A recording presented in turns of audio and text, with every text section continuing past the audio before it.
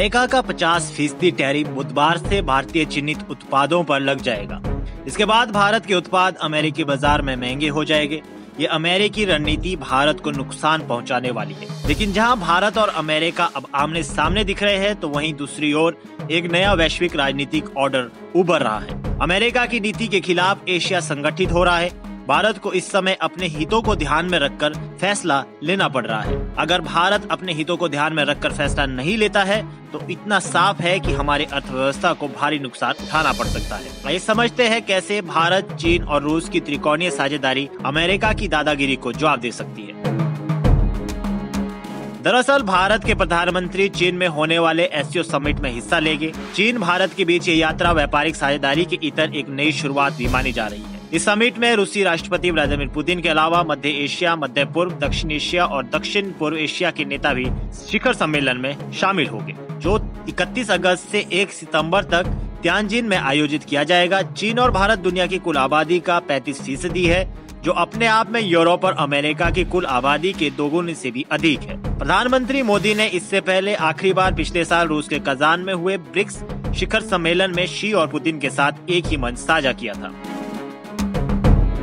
ऐसे में जानकार मानते हैं कि इस बार का ये एससीओ समिट आज तक सभी समिट में खास और भव्य रहने वाला है। चीन के राष्ट्रपति शी जिनपिंग इस शिखर सम्मेलन से ये दिखाने का प्रयास करेंगे कि अमेरिका की इतर नए नेतृत्व वाली अंतर्राष्ट्रीय व्यवस्था कैसी दिखने वाली है। साथ ही अमेरिका के सैंक्शंस पर जिस तरह दुनिया अमेरिका को जवाब दे रही है, उससे ये तो साफ है कि अमेरिका अपनी ग्लोबल बॉस वाली छवि को धूमिल कर रहा है। अमेरिका के बिना दुनिया की कल्पना भी नहीं की जा सकती, लेकिन वास्तविकता ये भी है कि एशिया अब दुनिया में अमेरिकी तकनीक और मॉडल का विकल्प दे रहा है।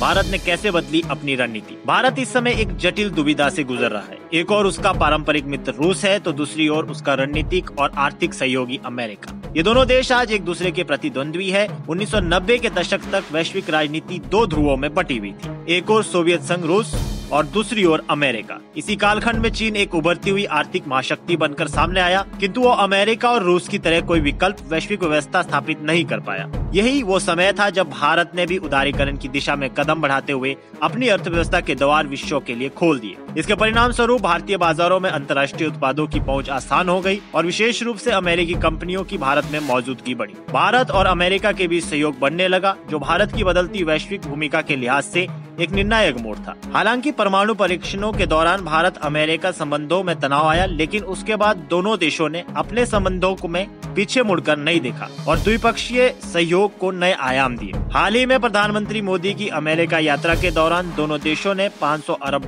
का व्यापारिक लक्ष्य निर्धारित किया है, जो साझेदारी की बढ़ती गहराई को दर्शाता है। किंतु वर्तमान समय में कुछ भू राजनीतिक परिस्थितियों के कारण दोनों देशों के रिश्तों में तनाव की स्थिति बनती दिखाई दे रही है। साथ ही वैश्विक राजनीति में भी बड़े बदलाव सामने आ रहे हैं, जो भारत की स्थिति को और अधिक जटिल बना रहे हैं। बहरहाल भारत, चीन और रूस का ये एक ऐसा ऑर्डर बनकर उभर रहा है, जो यहाँ के वैश्विक राजनीति को आने वाले कई दशकों तक संचालित करेगा। इस साझेदारी में भारत की क्या भूमिका रहती है, देखने वाली बात होगी। फिलहाल के लिए इस खबर में इतना ही। देश और दुनिया की बड़ी खबरों के लिए देखते रहिए पंजाब केसरी टीवी। हमसे जुड़े रहने के लिए हमारे YouTube चैनल को सब्सक्राइब करें और नई वीडियो की नोटिफिकेशन के लिए बेल आइकॉन को दबाएं।